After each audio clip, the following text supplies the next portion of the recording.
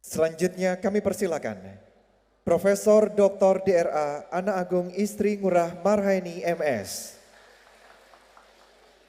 dengan judul orasi Peran Dana Desa dan Bonus Demografi pada Kondisi Ketenagakerjaan dan Kemiskinan.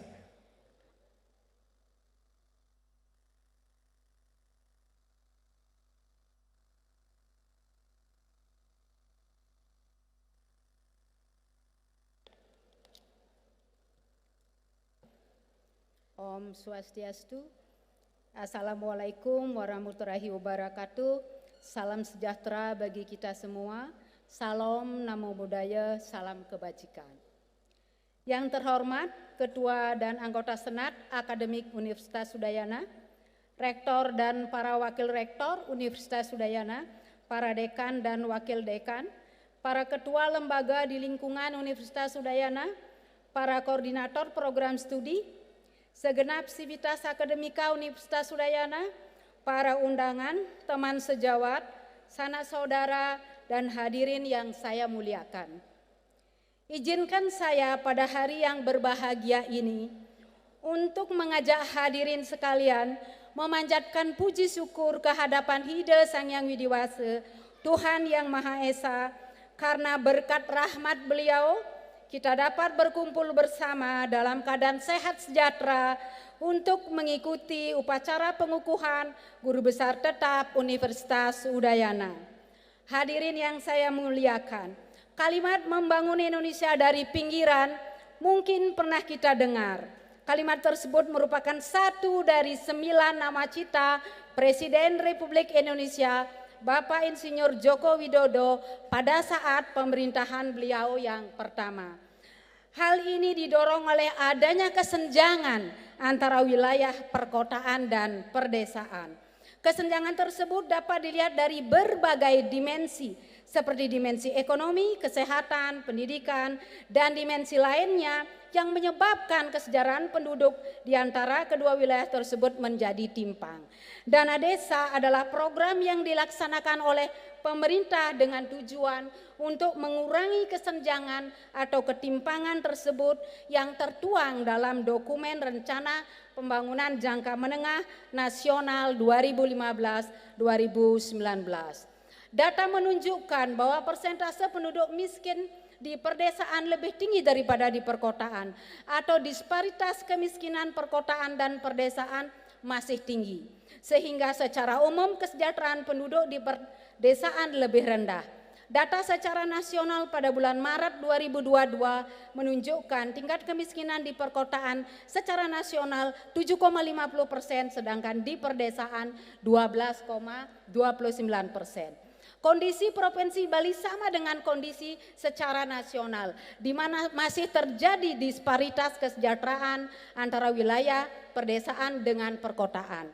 Pada bulan Maret 2022, tingkat kemiskinan di perkotaan 4,23% dan di perdesaan 5,39%. Memperhatikan berbagai kondisi tersebut, izinkanlah saya dalam kesempatan yang sangat berbahagia ini menyampaikan orasi ilmiah dengan judul Peran Dana Desa dan Bonus Demografi pada Kondisi Ketenagakerjaan dan Kemiskinan. Hadirin yang saya muliakan, Undang-Undang Nomor 6 Tahun 2014 tentang Desa adalah landasan yang kuat bagi implementasi program dana desa dalam rangka pembangunan yang optimal di tingkat desa. Undang-undang tersebut memberikan mandat kepada pemerintah untuk mengalokasikan dana desa dari APBN untuk desa. Kebijakan ini sekaligus mengintegrasikan dan mengoptimalkan seluruh skema pengalokasian anggaran dari pemerintah kepada desa yang selama ini sudah ada.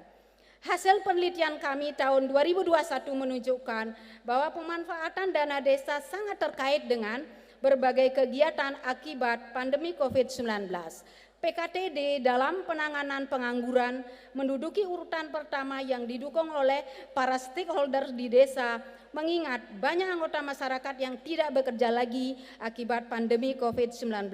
Selain itu, masyarakat desa yang sebelumnya bekerja di kota kembali ke desa sebagai akibat tidak ada lagi pekerjaan di kota. Hadirin yang saya muliakan, dalam tabel 1 sangat jelas perbedaan kondisi ketenaga kerjaan yang terjadi di Provinsi Bali. Provinsi Bali sebelum pandemi COVID memiliki tingkat pengangguran yang rendah, yaitu di bawah 2%, bahkan terendah di antara provinsi yang ada di Indonesia. Namun demikian saat kondisi pandemi, tingkat pengangguran tahun 2020 meningkat lebih dari 3, kali lipat dibandingkan dengan tahun 2019. Tingkat pengangguran terlihat telah mengalami penurunan tahun 2021 dan tahun 2022 meskipun tidak signifikan. Tingkat pengangguran tahun 2022 masih jauh lebih tinggi dibandingkan dengan pada masa sebelum pandemi. Kondisi yang sama juga terjadi secara nasional. Data juga menunjukkan tingkat pengangguran terbuka di perkotaan jauh lebih tinggi dibandingkan dengan di perdesaan. Pada saat tingkat pengangguran tertinggi yaitu bulan Agustus tahun 2020, tingkat pengangguran di perkotaan secara nasional mencapai 8,98% dan di perdesaan 4,71%. Jika dilihat dari jenis kelamin, baik secara nasional maupun dari Provinsi Bali, tingkat pengangguran terbuka perempuan jauh lebih rendah dibandingkan dengan laki-laki. Kondisi ketenaga kerjaan lainnya yaitu tingkat partisipasi angkatan kerja baik secara nasional maupun di Provinsi Bali terlihat lebih tinggi pada laki-laki dibandingkan dengan perempuan. Dan juga TPAK perempuan di Provinsi Bali jauh lebih tinggi dibandingkan dengan TPAK perempuan secara nasional. Yang dapat mencerminkan bahwa perempuan Bali lebih aktif di pasar kerja dibandingkan dengan perempuan secara nasional. Hadirin yang saya muliakan, dengan berbagai kebijakan yang telah dilakukan, Provinsi Bali telah berhasil menurunkan tingkat kemiskinannya pada masa pemulihan yaitu menjadi 4,53% pada bulan September tahun 2022 yang merupakan tingkat kemiskinan terendah di provinsi yang ada di Indonesia. Pada masa bonus demografi di mana penduduk usia produktif demikian banyak, menjadi peluang yang sangat besar untuk meningkatkan kesejahteraan masyarakat secara cepat melalui peningkatan pendapatan per kapita secara spektakuler dengan harapan Indonesia dapat keluar dari jebakan pendapatan menengah atau middle income trap. Bonus demografi akan menjadi bonus kesejahteraan melalui peningkatan pendapatan per kapita yang demikian cepat terjadi hanya jika penduduk usia produktif yang demikian besar didukung oleh kualitas yang tinggi dan investasi yang memadai di semua sektor ekonomi. Hadirin yang saya muliakan, berdasarkan penilaian yang dilakukan oleh Bank Dunia, di tengah masa pandemi COVID-19, Indonesia dinaikkan statusnya oleh Bank Dunia menjadi negara dengan kategori pendapatan menengah atas pada tanggal 1 Juli 2020 dengan pendapatan per kapita menjadi $4.050 per kapita per tahun. Hadirin yang saya muliakan, sebelum saya mengakhiri pidato pengukuhan ini, izinkanlah sekali lagi saya mengucapkan rasa syukur kehadapan Ida Sang Hyang Widiwasa, Tuhan Yang Maha Esa atas pencapaian ini. Melalui kesempatan ini saya ingin menghaturkan terima kasih dan penghargaan kepada pemerintah Republik Indonesia melalui Menteri Pendidikan dan Kebudayaan, Riset dan Teknologi atas kepercayaan yang diberikan kepada saya untuk mengemban tugas sebagai guru besar tetap di Fakultas Ekonomi dan Bisnis Universitas Udayana. Rasa terima kasih yang sangat mendalam saya sampaikan kepada Rektor dan Senat Universitas Udayana atas persetujuan yang diberikan untuk usulan saya menjadi guru besar dan kesediaannya untuk menerima kehadiran saya sebagai guru besar di lingkungan Universitas Udayana. Rasa terima kasih yang tidak terhingga juga saya sampaikan kepada Dekan Fakultas Ekonomi dan Bisnis, para wakil dekan, para koordinator program studi di lingkungan Fakultas Ekonomi dan Bisnis yang sangat berjasa dalam proses pengajuan usulan jabatan ini, sehingga saya mampu memperoleh jabatan akademik tertinggi ini. Ucapan terima kasih juga saya sampaikan kepada guru-guru saya di SD nomor 3 Sampalan, di SMP Negeri 1 Klungkung, di SMA Negeri 1 Klungkung, dan Strata 1 Fakultas Ekonomi dan Bisnis Universitas Udayana, Strata 2 dan Strata 3 Universitas Gajah Mada. Saya mengucapkan terima kasih yang khusus kepada Profesor Dr. Insinyur Inyoman Gede Antara MN, Profesor Dr. Rai Maya Temaje MP, Profesor Dr. Gusti Bagus Wiksuwana SCMS, Profesor DRA Indah Susilowati MSc PhD, Profesor DRS Waridin MS PhD, Agus Ganesa Rahyuda SEMT PhD, Profesor Dr. Ketut Rahyuda, Profesor Dr. Ikomang Gede Bendesa, Profesor Dr. Iketut Sudibya, Profesor Dr. Made Suyana Utama, Profesor Dr. Nyoman Jinar Setiawina, Profesor Dr. Made Kembar Sri Budi, Profesor Dr. Idayu Nyoman Saskara, Profesor Dr. Ninyoman Yuliarmi, Profesor Dr. Niwayan Sri Suprapti, Profesor Dr. Ninyoman Kertiase, Profesor Dr. IGA Ketut Giantari, Profesor Dr. DRK Ketut Sinta Asih, Profesor Dr. Cokor Daraka Sukawati, Profesor Dr. Igederiana, Profesor Dr. Ide Bagus Anom Purbawangsa, Profesor Dr. Agus Suman, Profesor Dr. Putu Astawa, Profesor Dr. Adi Yuniarta yang telah banyak memberikan dukungan, bantuan dan doanya selama proses pencapaian jabatan guru besar ini.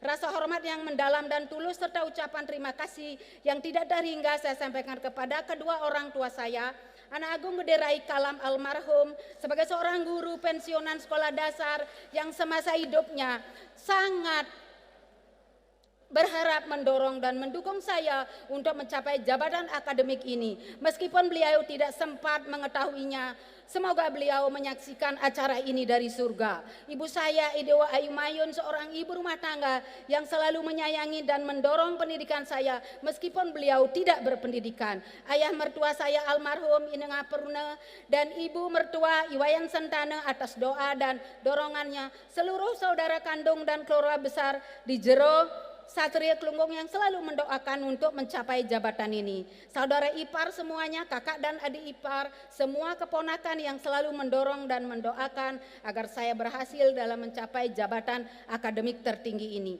Saya ucapkan terima kasih yang mendalam. Secara khusus saya sampaikan terima kasih atas dorongan dan dukungan yang tiada henti kepada suami tercinta Imade Parwate yang telah mendampingi saya selama 35 tahun. Anak tertua Gede Indra Raditya Marpa, anak kedua Kadek Prama Anggara Marta, menantu Putu Sinta Widiarti dan Lo Made Inta Nanggara Dewi. Terima kasih atas doa, dukungan dan motivasinya selama ini dalam menempuh pencapaian ini.